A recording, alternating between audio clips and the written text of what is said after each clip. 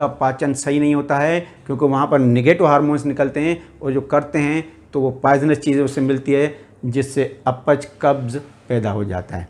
तो अपन इन भोजन उत्पन्न करने वाला इनको अगर अपन ने सही कर लिया तो समझ लो हमने पूर्ण रूप से कब्ज पर विजय प्राप्त कर ली, और साथ में जितने भी दूसरे रोग होते हैं वो इनके कारण ही होते हैं।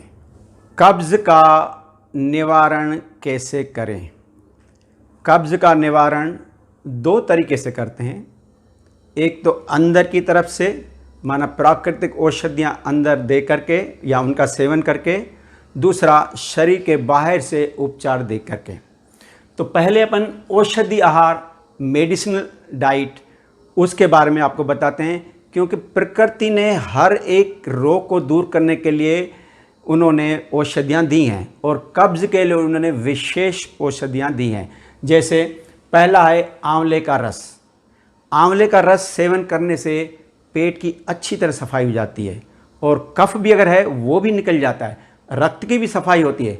और आंवले का रस ये हमेशा सर्दियों में, जो अक्टूबर से लेकर के फरवरी तक समय में ज़्यादा आते हैं, उस समय इसका रस सेवन कर सकते हैं, और जब ये नहीं मिलते हैं तब इसका सूखा फॉर्म अपन सेवन कर सकते हैं। दूसरा है बेल फल का रस। ये गर्मियों में आता है, और इसको सेवन करने से हमारा पेट अच्छी तरह साफ हो जाता है, और केले की तरह बंधा हुआ मल बल्क क्वांटिटी में निकलता है। तीसरा है करेले का रस। करेले का रस सेवन करने से आधे घंटे में पेट साफ हो जाता है। करेले का रस आप सिंपल एक करेला लीजिए, उसको छोटा छोटा टुकड़ा काट करके मिक्सी में डाल दीजिए, आधा गिलास पानी डाल दीजिए, मिक्स करके छान करके सेवन कीजिए। चौथा है हरी पत्तियों का रस, माना पालक है, मेथी है, पुदीना है, माना जितने भी हरी प्रकार की कलर की पत्तियाँ आती हैं उनको आपस में मिला करके और उसका रस निकाल के दे सकते हैं। ये पूरे एलिमेंट्री कैनाल को क्लीन करती है, क्योंकि इसमें क्लोरोफिल ज़्यादा मात्रा में रहता है। पांचवा है त्रिफला। त्रिफला रात को हम 1 चम्मच पानी के साथ या दूध के साथ लेने से सुबह पेट खुल करके साफ कर हो जाता है। छठा है ईसबगोल। ईसबगोल भी हम या पानी में ले सकते हैं, या छाछ में ले सकते हैं, या दही में इसका सेवन कर सकते हैं। सातवां है अंजीर, मुनका, किशमिश। इनको अपन चाहें तो धो करके सेवन भी कर सकते हैं, या इनको पहले हम पानी में भिगो करके रखें और सुबह हम इनका पानी भी सेवन करें, और ये नरम हो जाते हैं, इसको भी हम खा सकते हैं। उसके बाद है सफ़ेद पेठे का रस। पेठे में एक ऐसा गुण है जो पेट की अच्छी तरह से सफाई करता है। अगर सफ़ेद पेठा मिले तो बहुत ही अच्छा है, अगर नहीं मिले, पीले रंग का मिले या जो जिस ऋतु के अनुसार मिले, आप उसका भी सेवन कर सकते हैं। नावा है गेहूं का चोकर। अपन जो रोटी खाते हैं वो एकदम मोटे आटे की होनी चाहिए, उसमें चोकर सलामत रहता है, उसमें रफेज रहता है जो पेट को अच्छी तरह से साफ़ करते हैं, और उसमें विटामिन बी कॉम्प्लेक्स आदि रिच मात्रा में रहता है जो पेट की सफाई में मदद करते हैं। उसके बाद है फटे दूध का पानी। फटे दूध का पानी बहुत बढ़िया रूप से पेट साफ करता है, यह एसिडिटी भी दूर करता है, शरीर की जो जलन है उसको भी कम करता है। उसके बाद है, ये अगर चीज़ें अवेलेबल ना हो तो सिंपल अपन नींबू का रस भी लेंगे तो वो भी पेट की सफाई करता है। अब आ जाएं सामान्य आहार, रूटीन आहार। अब अपन आहार ऐसा लें जो फिर कभी बीमारी ना पड़े या फिर कभी कब्ज ही ना है, माना रफेज वाला आहार। वो है 80% अल्कलाइन डाइट, माना क्षारीय भोजन, जैसे ताज़े फल, पपीता, अमरूद, अंगूर, सेब, तरबूज आदि। ताज़ी कच्चे खाने वाली तरकारियाँ जैसे मूली, टमाटर, गाजर, ककड़ी, प्याज आदि। सलाद के रूप में अंकुरित अनाज, और 20% हमें एसिडिक फूड जो पका हुआ भोजन है वो अपन सेवन। ये अगर रूटीन चलेगा तो हम कभी बीमार भी नहीं पड़ेंगे और ना ही हमें कभी कब्ज होगा। अब है बाहरी उपचार। तो बाहरी उपचार सबसे पहला है ठंडा कटी स्नान, मिट्टी पट्टी और ठंडे पानी की पट्टी। माना पेट को ठंडक पहुंचाना। चाहे तो आप टब स्नान से दे सकते हैं, चाहे तो आप मिट्टी पट्टी रख सकते हैं।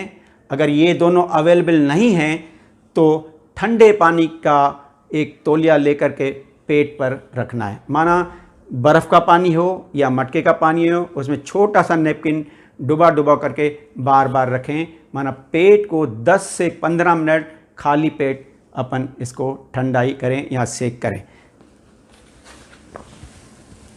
ये कटी स्नान का टब है। अगर ये कटी स्नान का टब अवेलेबल नहीं हो तो कोई सा भी घर में टब हो, उसमें अपन पानी भर करके 10 से 15 मिनट बैठ सकते हैं और ये ट्रीटमेंट ले सकते हैं। मिट्टी पट्टी जिसको करना है तो मिट्टी पट्टी ले सकते हैं, और नहीं करना है तो केवल सिंपल ठंडे पानी की पट्टी से अपन कर सकते हैं। मतलब पेट को ठंडक पहुंचाना। ऐसा क्यों? क्योंकि जैसे ही हम इस बड़ी आंत को ठंडक पहुंचाते हैं तो इसमें जो चिपका हुआ मल है वो धीरे धीरे उखड़ता है और बाहर हो जाता है। और बड़ी आंत की जो मेन कार्य है मल फेंकने की, कोलोन की, वो शुरू हो जाती है और मल अपने आप बाहर निकलने लगता है। चौथा है रीढ़ स्नान। रीढ़ स्नान माना जब पेट की या बड़ी आंत की जो नर्वस है वो कमज़ोर पड़ जाती है तो उसमें जो गंदगी रुकी है वो बाहर नहीं निकाल पाते हैं, तो रीढ़ स्नान लेने से हमें नर्व का टोनअप हो जाता है और मल अपने आप निकलना शुरू हो जाता है। ये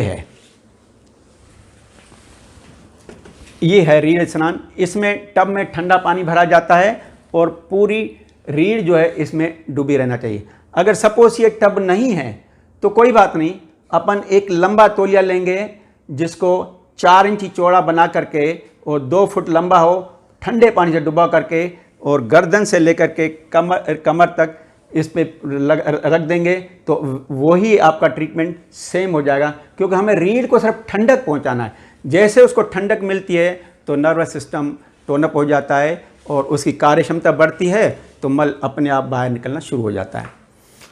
उसके बाद है सूती ऊनी लपेट। एक सूती कपड़ा रहता है 10 इंच चौड़ा, 2 मीटर लंबा।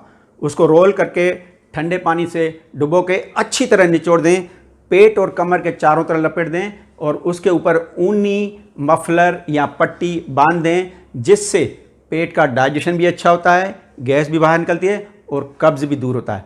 ये मिनिमम 1 घंटा बांधना चाहिए। चाहे तो रात को अपन जब सोएं तब बांध करके सो जाएं। अगर नींद नहीं खुले, पूरी रात बंद ही रहे तो कोई दिक्कत नहीं है, कोई नुकसान नहीं है, परंतु मिनिमम 1 घंटा बांधना आवश्यक है। उसके बाद है एनीमा।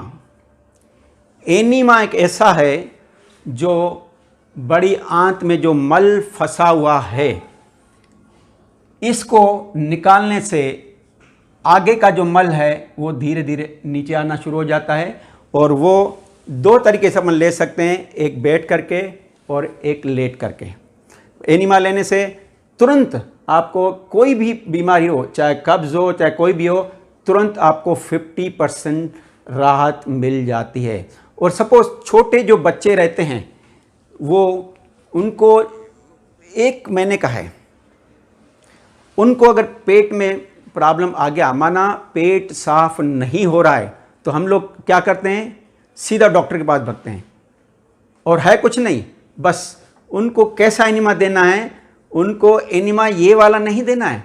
उसमें अपन को एक छोटा सा कागज़ लीजिए, उसको रोल कर दीजिए और कोन की तरह बना लीजिए, जिसके कारण वो कैसे लेना है, ये जैसे कोन है, बस ये नोक जो है सरसों के तेल में डुबा दीजिए और एनस पे सर्फ रख दीजिए। बस जैसे ही रख देंगे तो मल जो है उसका अपने आप निकल आएगा। बस मल निकल जाएगा, पूरा उनका शरीर स्वस्थ हो जाएगा और जो बच्चा छोटा रो रहा है वो रोना भी उसका बंद हो जाएगा। और अपन समझते नहीं हैं और डॉक्टरों के पास जाते हैं, वो मेडिसिन देते हैं और रोग क्रिएट हो जाते हैं। इसके बाद है लघु शंख प्रक्षालन। लघु शंख प्रक्षालन, अगर किसी को एनीमा की व्यवस्था नहीं है तो लघु शंख प्रक्षालन कर सकते हैं। ये ऋषि मुनियों का है। पूरी एलिमेंट्री कैनाल की इसमें सफाई हो जाती है। ऋषि मुनियों के अनुसार 20 से 22 गिलास नमक मिला कुनकुना पानी पिया जाता है, परंतु लघु शंख प्रक्षालन में केवल 6 गिलास ही पानी पिया जाता है। वो 2 गिलास पी करके 5 आसन करते हैं। ताड़ासन, तिर्यक ताड़ासन, कटी चक्रासन और तिर्यक भुजंगासन और उद्राकर्षण आसन। फिर 2 गिलास पानी पी करके 5 आसन करेंगे, फिर 2 गिलास पी करके 5 आसन करेंगे। इससे जो पानी भी अपन ने मुंह से लिया और आखिरी में वही निकलता है, पहले मल निकल जाता है और सरल है। इसको महीने में एक बार कर सकते हैं और काफ़ी लोग करते हैं, लाभ होता है। उसके बाद है टहलना, वॉकिंग। आप अगर नियमित रोज़ वॉकिंग पे जाएंगे तो आपका जो पेट है, इसमें जो कब्ज़ बना रहे वो कब्ज़ टूटेगा और मल अपने आप निकलना शुरू हो जाएगा। दौड़ना, तैरना, रस्सी कूदना, माना बॉडी में जितना आप मूवमेंट देंगे उतना आपका कब्ज़ जल्दी से ठीक होगा। उसके बाद है योगासन, माना पेट व आंतों पर दबाव लाने वाले आसन, जैसे पादहस्तासन, कटी चक्रासन, पश्चिमोत्तानासन, मंडूकासन आदि। 10वां है प्राणायाम, कपालभाति, भस्त्रिका, अनुलोम विलोम प्राणायाम। इसके करने से आपका कब्ज़ दूर होता है। 11वां है ध्यान और 12वां है आवश्यक विश्राम। आवश्यक विश्राम माना गहरी नींद लेना 6 से 8 घंटे तक।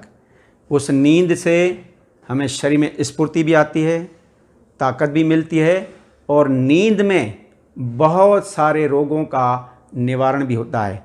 और जो मल का निष्कासन है या जो मल है वो नींद में ही आगे बढ़ करके निष्कासन जगह पर पहुंचता है और सुबह हम उठते हैं तो मल त्यागने के लिए हम तैयार रहते हैं